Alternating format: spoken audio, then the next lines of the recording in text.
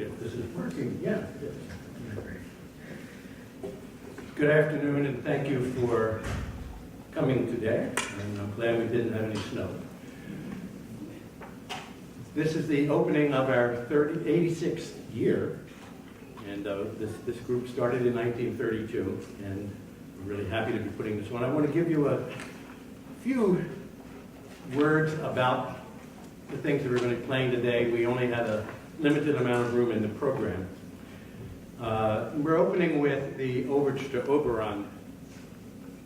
Weber was born 53 years after Haydn, 30 years after Mozart, and 16 years after Beethoven. Well, those three were the biggies in the 18th century.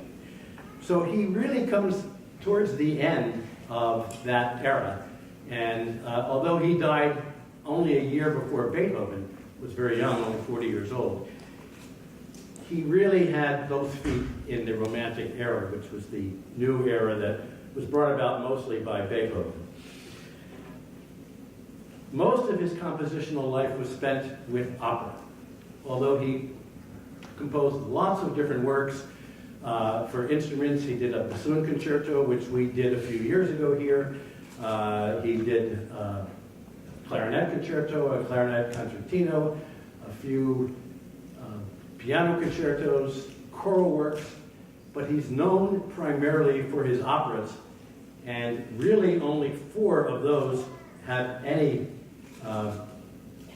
notoriety today. One called Al-Hassan, Der Freischütz, Oriente, and Oberon. And Der Freischütz is one that is still performed today on occasion. He, towards the end of his life, of course he didn't know that at the time, he was asked by Covent Garden in England to come there, write an opera, premiere it there, conducting it, and do a few other of his operas while he was there.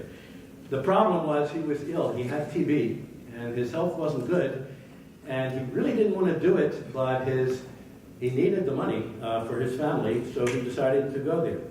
Once he got there, he decided that he needed to learn English, so he got some sort of a self-teaching course, not from the internet, of course, and 153 lessons he went through by himself and learned English, so that he could communicate with his librettist. And he was given 2 choices: write an opera about Faust or one about Oberon, and he chose Oberon. And if you know that story, it's a convoluted story, which I won't even take the time to go into. But one of the things that Oberon has, and he's the fairy king who's in love with Titania, the fairy queen. And they get into an argument, and he's got to do some things in order to get her back. And as part of that, he gives someone else this magic horn, which, when blown, does all sorts of things. Among other things, it brings him to wherever he needs to be. And so, we'll give you that, let you hear what that sounds like as this piece opens. Opening of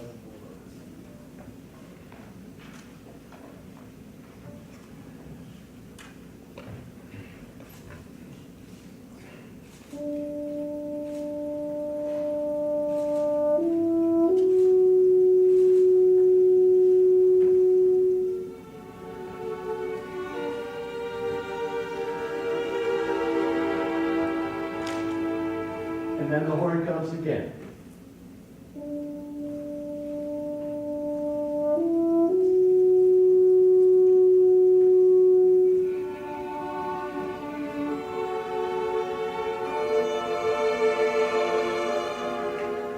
And so forth. Right after that, which you'll hear in a few minutes, comes a kind of cascading woodwind part, flutes and clarinets, and it's very reminiscent of Mendelssohn's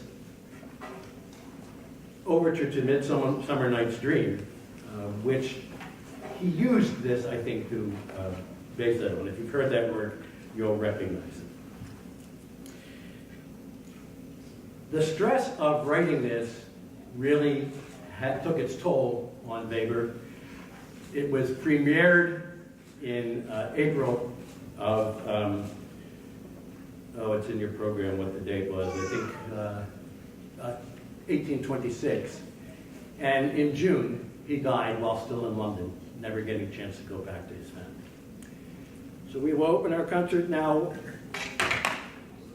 with the Overture to Oberon.